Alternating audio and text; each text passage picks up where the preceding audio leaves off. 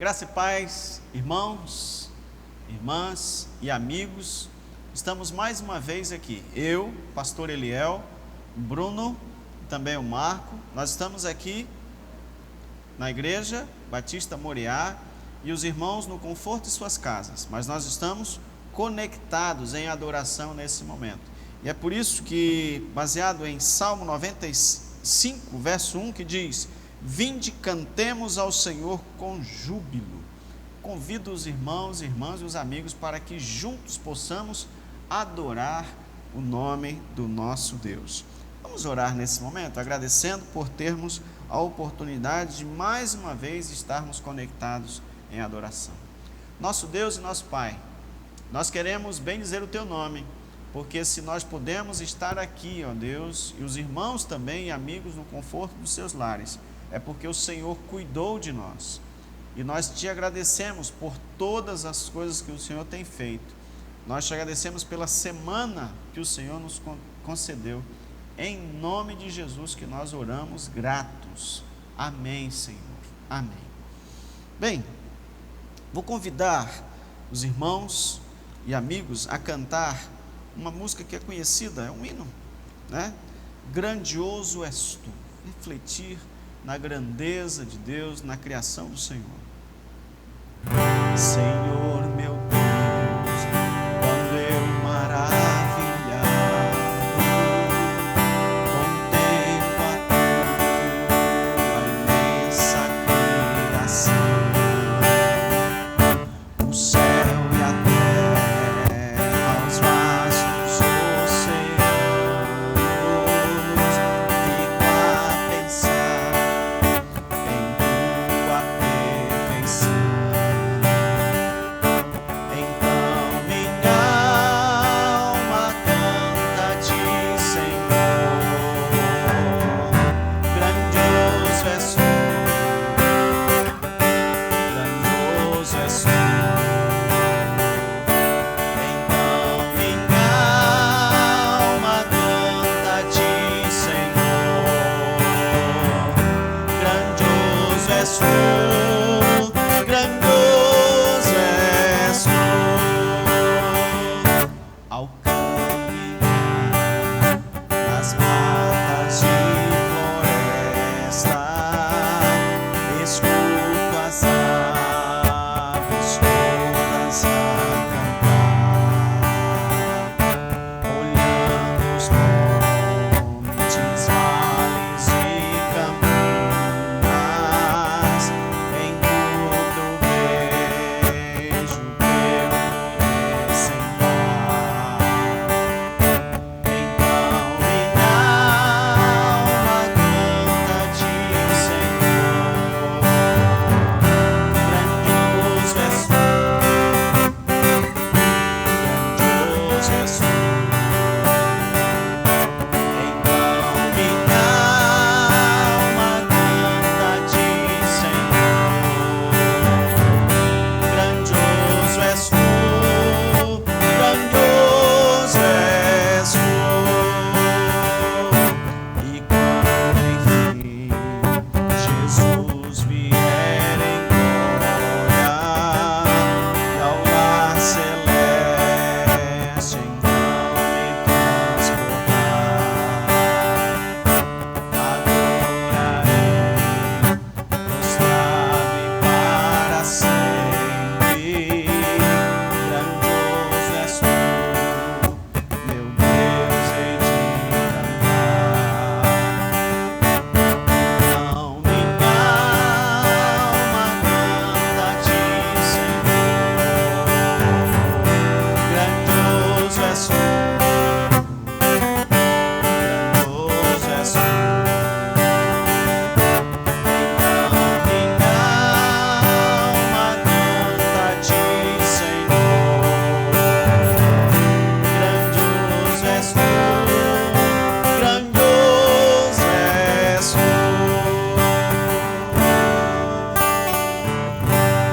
Amém. Glórias ao nome do nosso Deus. Quero convidar você a abrir a sua Bíblia em um texto da Palavra de Deus, é o texto também que nós vamos estar meditando hoje à noite, juntos na palavra do Senhor. João, capítulo 9, nós vamos ler alguns versos, porque na verdade é um texto longo, eu não vou ler ele todo, mas é esse capítulo todo que nós vamos refletir. Então, nós vamos ler do verso 1 em diante, e aí eu vou selecionar aqui alguns versos que nós vamos estar lendo. Então, a partir do verso 1 diz assim: Caminhando Jesus viu um homem cego de nascença, e os seus discípulos perguntaram: Mestre, quem pecou, este ou os seus pais, para que nascesse cego? Respondeu Jesus: Nem ele pecou, nem seus pais, mas foi para que se manifestem nele os sinais de Deus. É necessário que façamos as obras daquele que me enviou, enquanto é dia. A noite vem quando ninguém pode trabalhar. Enquanto estou no mundo, sou a luz do mundo. Dito isto, cuspiu na terra, e tendo feito barro com a saliva, aplicou-o aos olhos do cego, dizendo-lhe: Vai, lava-te no tanque de Siloé, que quer dizer enviado. Ele foi, lavou-se e voltou vendo. Então os vizinhos, os que dantes o conheciam de vista como mendigo, perguntavam: Não é este o que estava sentado pedindo esmolas? Uns diziam: É ele. Outros: Não, mas se parece com ele. Ele mesmo, porém, dizia: Sou eu. Perguntaram-lhe, pois: Como te foram abertos os olhos? Respondeu ele: O homem chamado Jesus fez barro, untou-me os olhos e disse-me: Vai ao tanque de Siloé e lava-te. Então fui, lavei-me e estou vendo. Disseram-lhe, pois: Onde está ele? Respondeu: Não sei. Levaram, pois, aos fariseus o que antes fora cego, e era sábado, o dia em que Jesus fez o barro e lhe abriu os olhos. Então os fariseus, por sua vez, lhe perguntaram: Como chegar a ver? Ao que lhes respondeu: Aplicou barro aos meus olhos, lavei-me e estou vendo. Por isso alguns dos fariseus diziam: Este homem não é de Deus, porque não guarda o sábado. Diziam outros: Como pode um homem pecador fazer tamanhos sinais? E houve discussão entre eles. Verso 24 diz assim: Então chamaram pela segunda vez o homem que fora cego e lhe disseram: Dá glória a Deus, nós sabemos que esse homem é pecador. Ele retrucou: Se é pecador, não sei.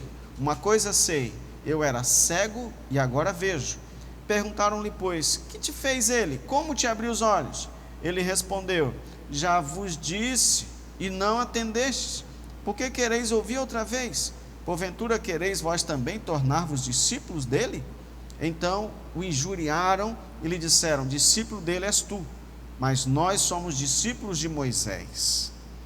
No verso 34, mas eles retrucaram: Tu és nascido todo em pecado, e nos ensina a nós? E o expulsaram.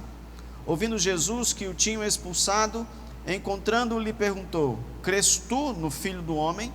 Ele respondeu e disse: Quem é, Senhor, para que eu nele creia? E Jesus lhe disse: Já o tens visto, e é o que fala contigo. Então afirmou ele: Creio, Senhor, e o adorou. Prosseguiu Jesus: Eu vim a este mundo para juízo, a fim de que os que não veem, vejam, e os que veem se tornem cegos. Alguns dentre os fariseus que estavam perto dele perguntaram-lhe: Acaso também nós somos cegos? Respondeu-lhe Jesus: Se fosseis cegos, não terias pecado algum, mas porque agora dizeis: Nós vemos, subsiste o vosso pecado. Amém? Esse é o texto que nós vamos estar meditando juntos na palavra de Deus. Eu quero nesse momento orar com você, e são dois momentos especiais: um em que nós agradecemos a Deus, e o outro é em que nós pedimos ao Senhor por esse momento de pandemia que nós estamos vivendo, pelas famílias que estão sofrendo. Vamos orar nesse momento? Deus, a Ti toda honra e toda glória. Nós somos gratos a Ti pela Tua bondade e misericórdia, pelo Teu cuidado para conosco. Sabemos, ó Deus, que se estamos aqui é porque o Senhor permitiu, e todas as coisas que temos, ó Deus, ao nosso redor, os familiares, o trabalho, o alimento, a força, a saúde, tudo mais, é provisão do Senhor. E nós somos gratos a Ti porque o Senhor tem provido isso em nossas vidas. Nós queremos também, Pai, em nome de Jesus, rogar por aqueles que estão passando por momentos difíceis, por aqueles, ó Deus, que estão trabalhando, que estão, ó Deus, tendo que, nesse momento, estar, ó Pai, dando ali a sua contribuição social. Pai de amor, toma em tuas mãos cada uma pessoa, cada família, ó Deus, que nesse momento está enlutada, que está sofrendo, que está passando, ó Deus, por momentos tão difíceis. Pai, que a tua mão de poder e a tua graça esteja sobre cada um e cada uma. Nós rogamos, Pai, a tua bênção, a tua proteção sobre cada um. Em nome do Senhor Jesus que nós oramos. Amém, Senhor. Amém. Deus é muito bom e nós somos gratos a Ele, porque Ele tem feito maravilhas em nossa vida. Eu quero nesse momento convidar você para que nós possamos continuar adorando ao Senhor nesse momento com cânticos de louvor e adoração a Ele. Vim para adorar-te. Vamos cantar essa música?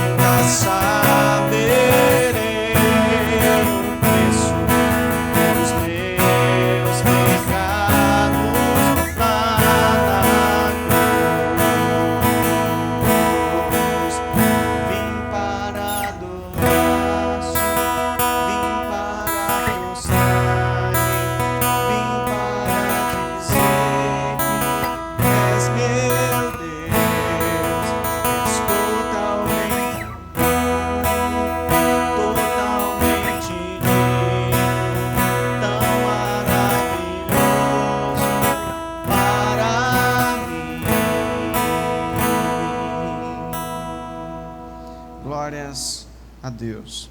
Vamos cantar mais uma música. Ele é exaltado, o Rei exaltado nos céus.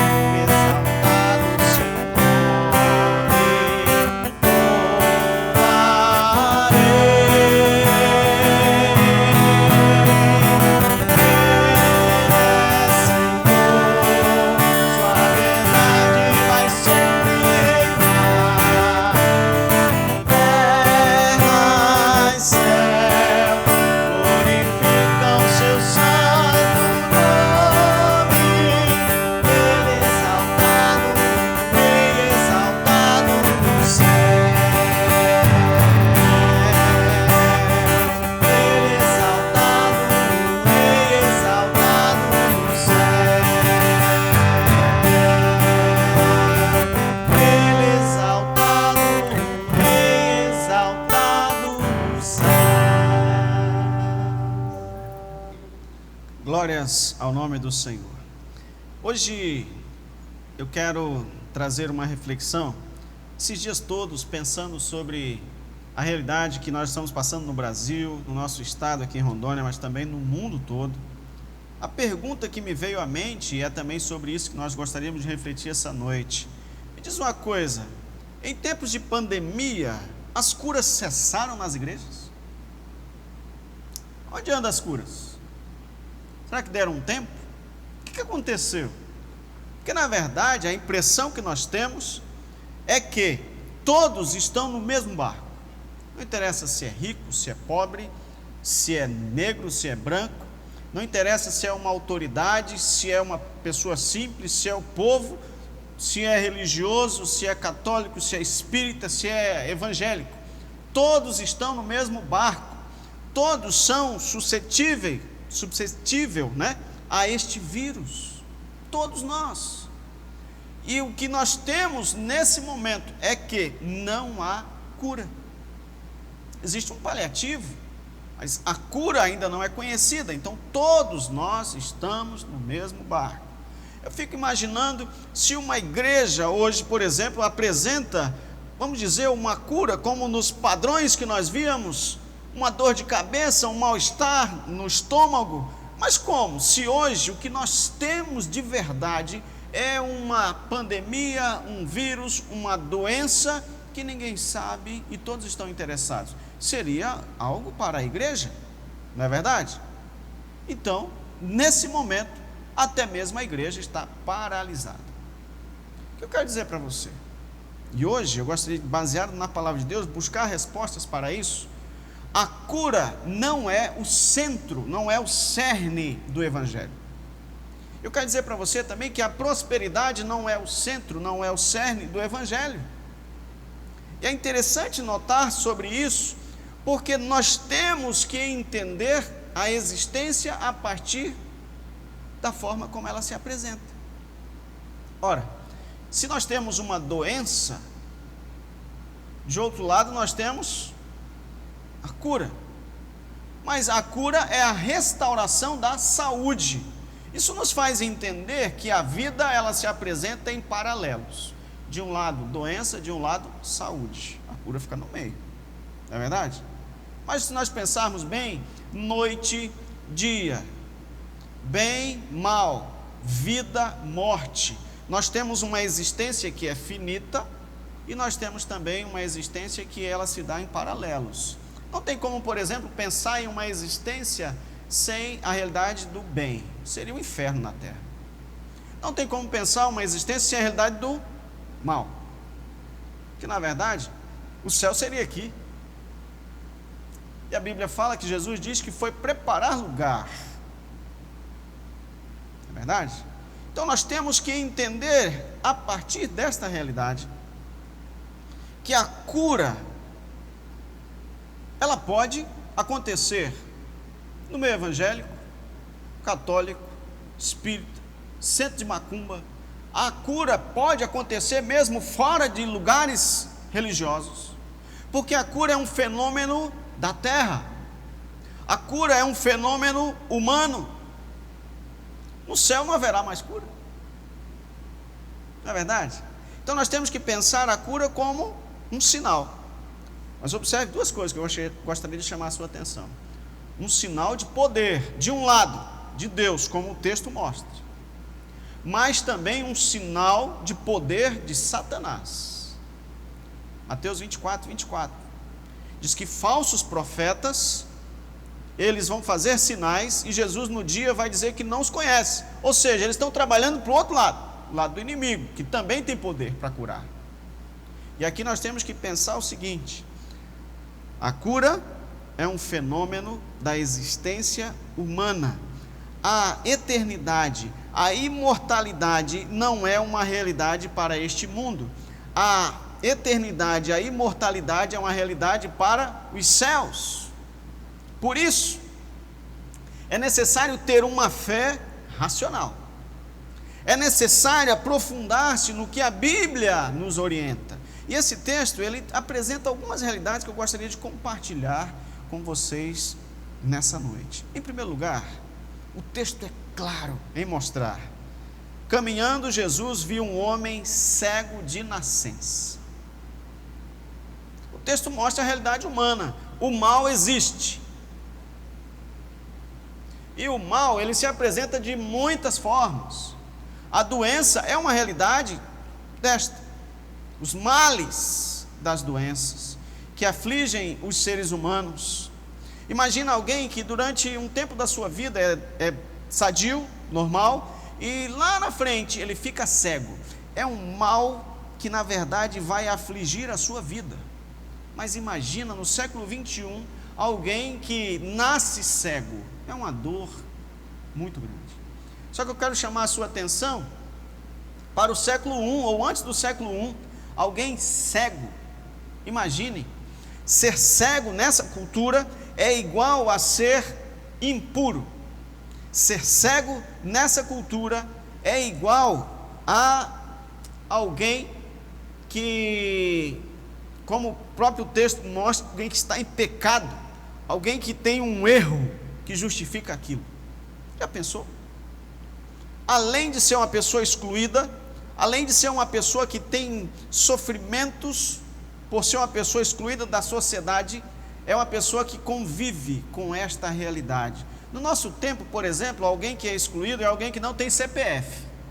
Alguém sem CPF não pode fazer nada, nada na sociedade civil. No tempo dessa cultura aqui, no século I, alguém excluído é alguém que sofre de algum tipo de doença. Este é o caso. A impureza que vem da doença. Esse homem, todos se afastam dele. Ele tem um canto em que ele fica da cidade, na porta da cidade geralmente, e lá ele mendiga, ele pede a misericórdia das pessoas. Imagine a situação desta pessoa. Agora, imagine a dor dessa pessoa, o mal que lhe incorre. Agora eu quero chamar a sua atenção que é justamente isso que os discípulos perguntam para Jesus. Jesus, quem foi que pecou? Os pais dele ou ele? Jesus disse assim, nenhum nem outro. Na verdade isso aconteceu para que os sinais de Deus se manifestem. Olha que coisa. A existência humana é assim mesmo. Existe o mal e existe o bem. Pastor, mas como isso? Pois é, podemos dizer, uma lei natural que nós não podemos alterar. Existem pessoas que têm muito e existem pessoas que têm pouco. Não é verdade? No mundo todo. E nós não podemos alterar as coisas como elas se apresentam. Existem pessoas que sofrem de determinadas coisas e outras não. E a vida, ela segue, entendendo que cada um tem o seu lugar dentro dessa realidade da existência humana, em paralelos como ela se apresenta. Agora, interessante, justamente pensando sobre isso, tem alguém que nasceu cego, já sofre um mal muito grande, a influência do mal, mas tem um que durante a vida ele teve visão e lá na frente ele perdeu a visão.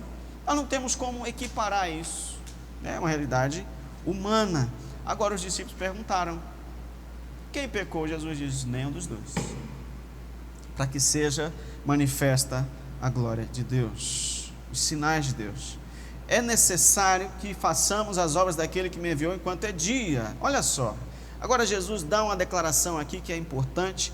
Enquanto estou no mundo, sou a luz do mundo. Jesus está dizendo aqui do cosmos, o universo, a criação, os mares, os rios, tudo, as cidades, não tem como pensar sem as pessoas. Então toda a criação tem a influência, segundo o texto, da luz de Jesus. Jesus é a luz do mundo.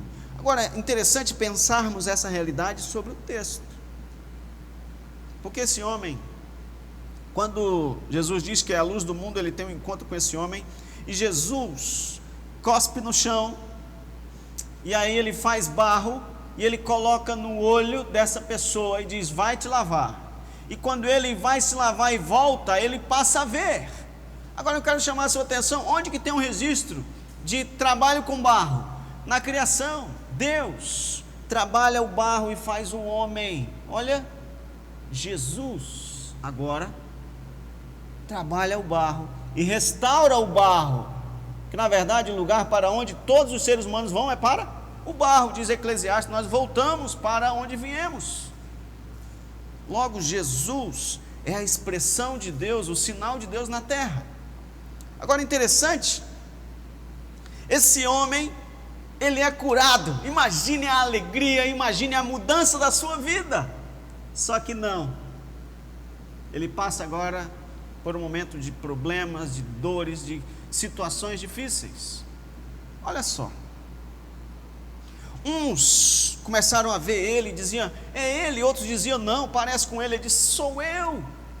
Eles disseram, mas e aí o que aconteceu? Ele disse, olha, os vizinhos, as pessoas próximas dele, o que aconteceu? Ele disse, olha, um homem chamado Jesus, eu quero chamar a sua atenção em primeiro lugar, para a experiência de fé que esse homem tem. O homem chamado Jesus,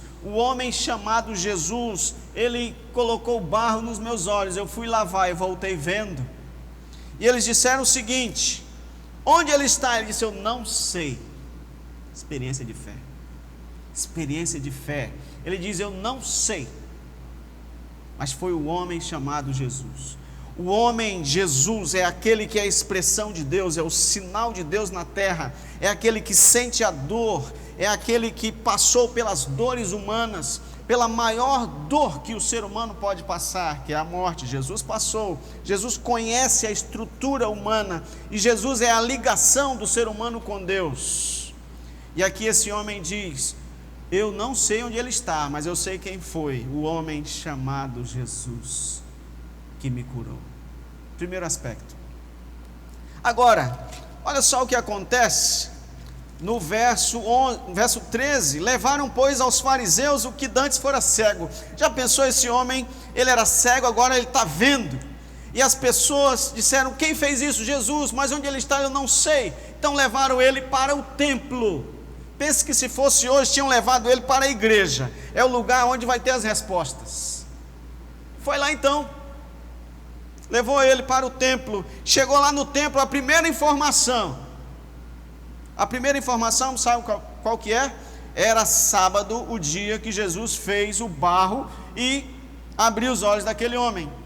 Logo tem um problema sério que esse homem vai passar, porque na verdade a religião é cega, e nós temos que ter aqui um parâmetro diferente entre tradição e tradicionalismo, sabe? Tradição e tradicionalismo olham os dois para trás, mas tradição nos leva à espiritualidade de pessoas que manifestaram ao longo dos anos a sua espiritualidade, e isso faz com que na verdade se torne uma tradição sobre o reino de Deus, sobre Jesus Cristo e as coisas que foram acontecendo ao longo da igreja.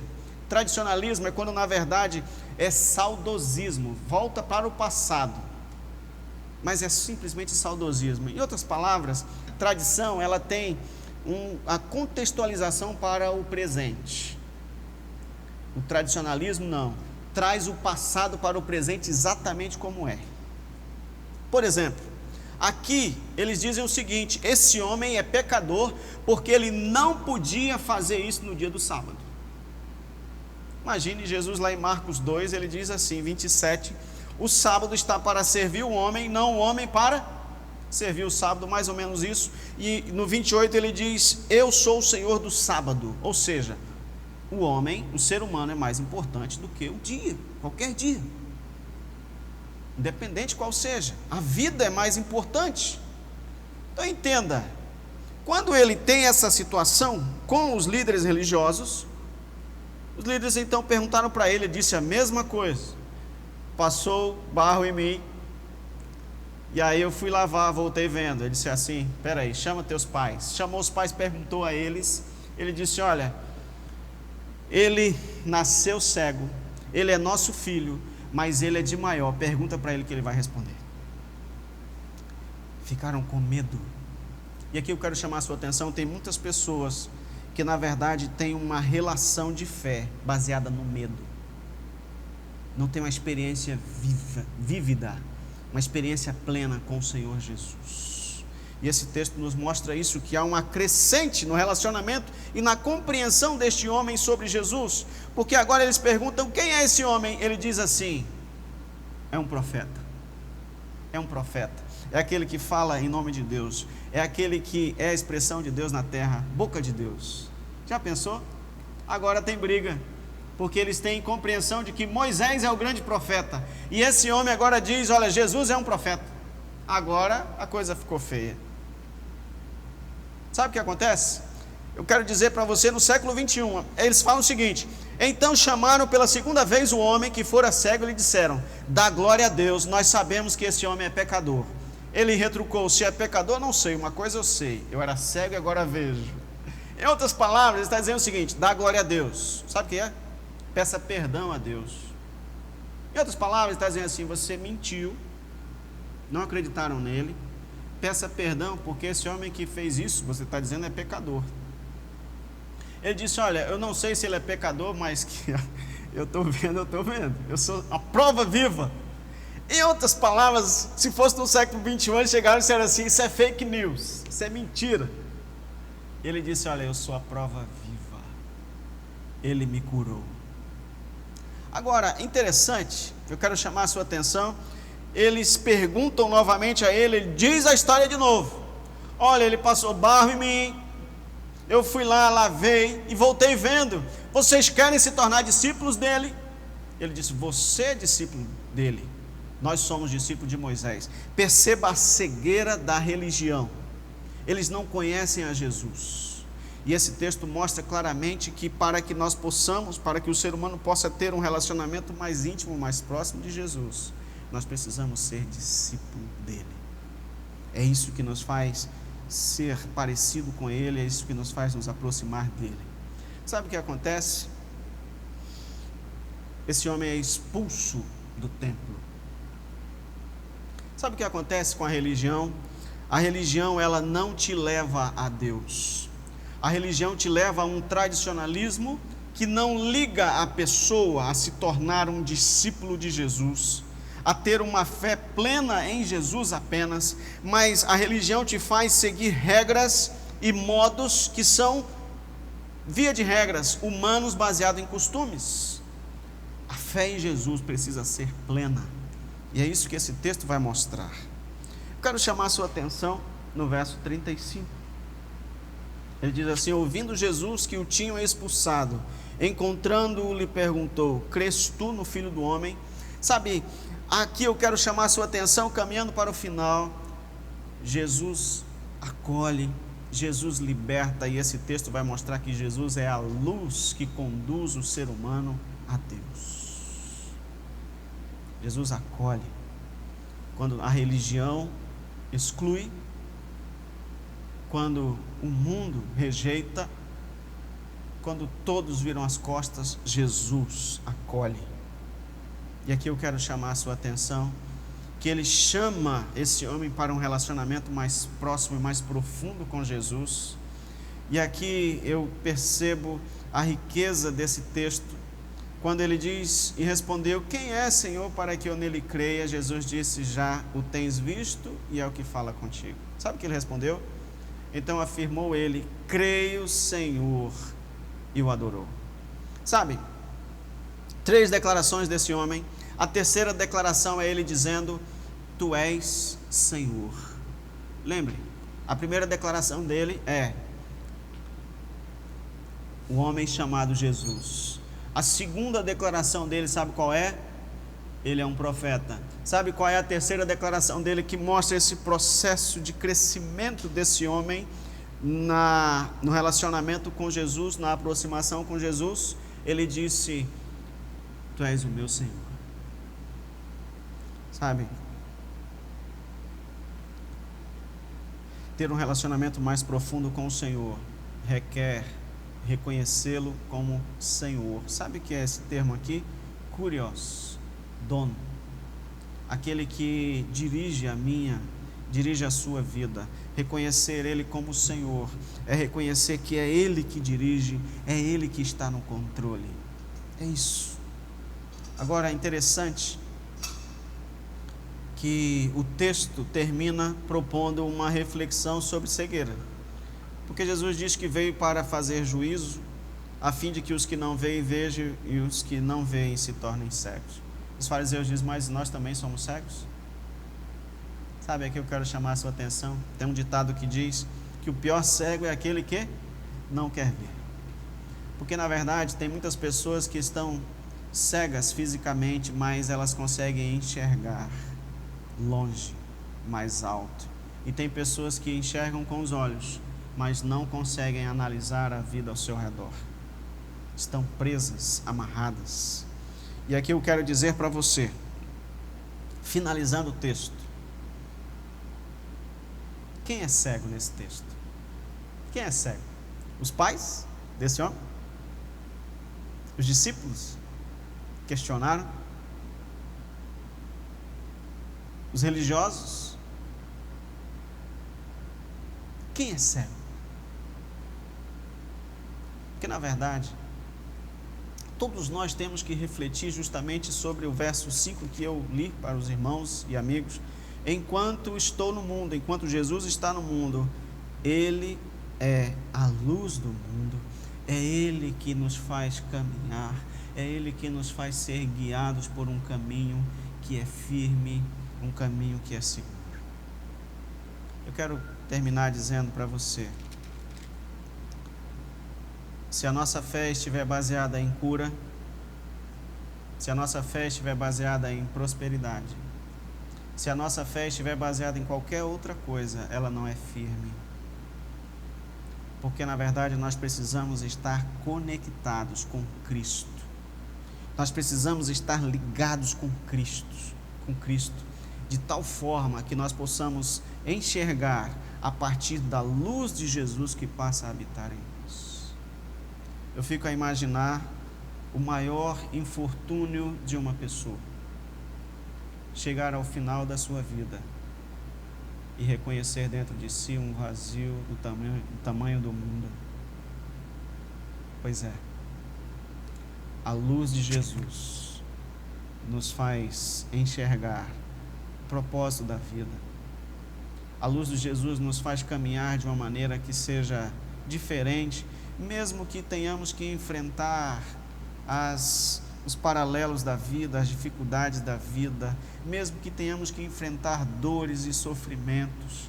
A luz de Jesus em nós nos faz ver realmente a fé que nos faz impulsionar nessa existência, porque a vida que o Senhor quer nos dar é uma vida eterna, é uma vida que realmente nos faz ser homens e mulheres transformados, homens e mulheres que vivem esse evangelho aqui e por isso vão desfrutar lá. Que o Senhor Jesus nos faça cada vez mais entender que nós devemos nos aproximar do Senhor em primeiro lugar, não das coisas que são secundárias, do Senhor. Segundo, entender que a religião ela é cega e ela escraviza. E terceiro, entender que Jesus é o único que pode nos conduzir. Ele é que é a luz. Que o Senhor Jesus nos abençoe. Que Deus nos conduza no seu caminho, através de Jesus Cristo, em nome de Jesus. Amém? Amém. Quero orar com você nesse momento. Deus, nós somos gratos a Ti pelo Teu grande amor, pela Tua graça. Pai, que a reflexão na Tua palavra, a meditação na Tua palavra, nos faça, ó Deus, refletir sobre como estamos andando. Quem somos diante do Senhor? Quem é o Senhor para nós? De modo que a resposta a essas perguntas nos façam entender que o Senhor quer nos guiar, que o Senhor quer ser o dono, quer ser aquele que é o Senhor de fato da nossa vida. Nos faz, ó Deus, ter uma vida plena, uma vida que agrada ao Senhor, uma vida que engrandece o Teu nome, independente das situações, das circunstâncias. Nos abençoa, Pai, assim, em nome de Jesus. Amém. Amém. Nós vamos encerrar cantando uma música que ela nos faz entender ou refletir sobre o poder de Deus. Aleluia.